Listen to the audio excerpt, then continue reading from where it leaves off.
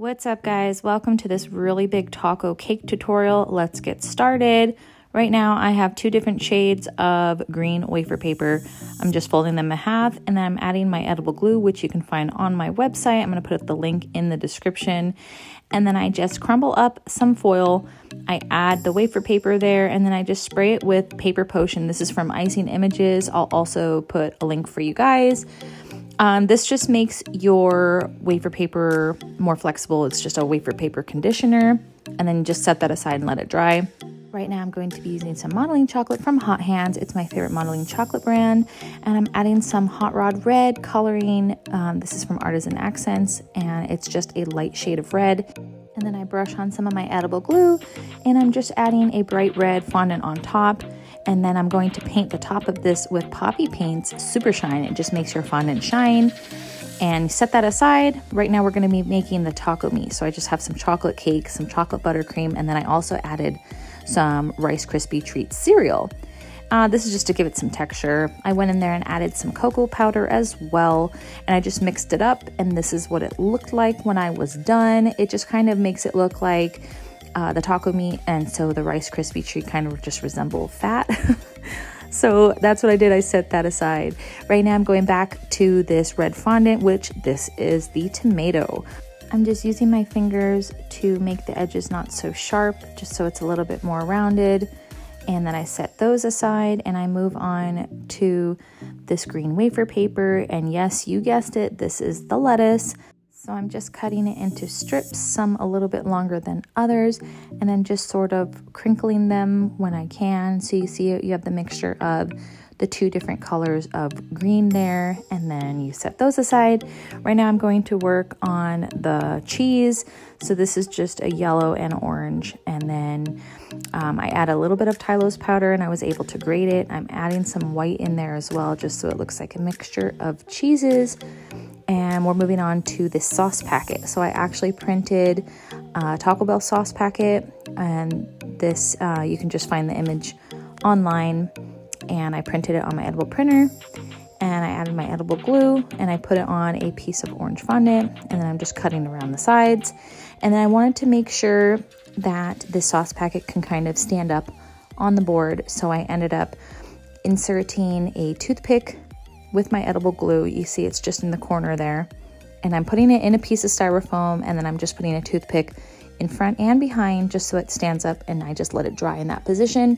Moving on to the cake, I have an 8-inch chocolate cake here, and I just made sure to cut it exactly in half, and I did trim off some of the sides. I didn't want the taco cake to be way too fat, so I'm adding a cardboard underneath the taco.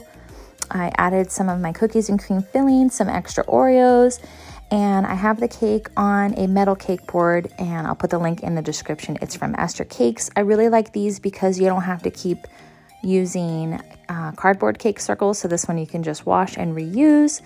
This is what the cake looks like after I was done with the crumb coat. It's just crumb coated in my vanilla buttercream. I use American buttercream, and you just want to pop this in the fridge for about a half hour so it firms up a tiny bit. Now I'm adding the final coat of buttercream to the sides of the cake, and I'm using the smooth cake comb from Esther Cakes. Link in the description. And I'm only putting the final coat of buttercream on the sides. There's going to be so much detail on top that you won't need to have the top super smooth. Let's work on that taco shell. So the colors of fondant I'm using are white, a little bit of brown, a little bit of orange, a little bit of yellow. I'm using a 10-inch cake board to kind of trace the shape that I want. And as you can see, I did not cut this into a circle, I cut it into an oval.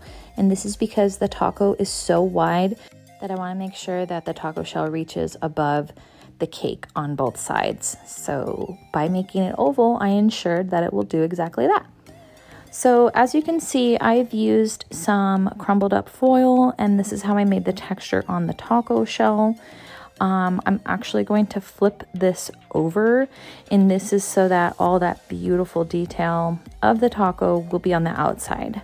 So let's just flip that over, and then I'm going to add the taco cake right in the center there.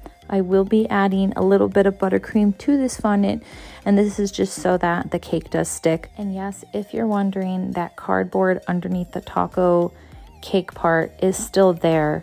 and that's just to support the cake itself. You can actually take it off if you want, but I just wanted to leave it on there. When people cut the cake, it's going to go straight down to that cardboard anyway, so you don't have to really worry about anyone accidentally eating the cardboard underneath your taco cake.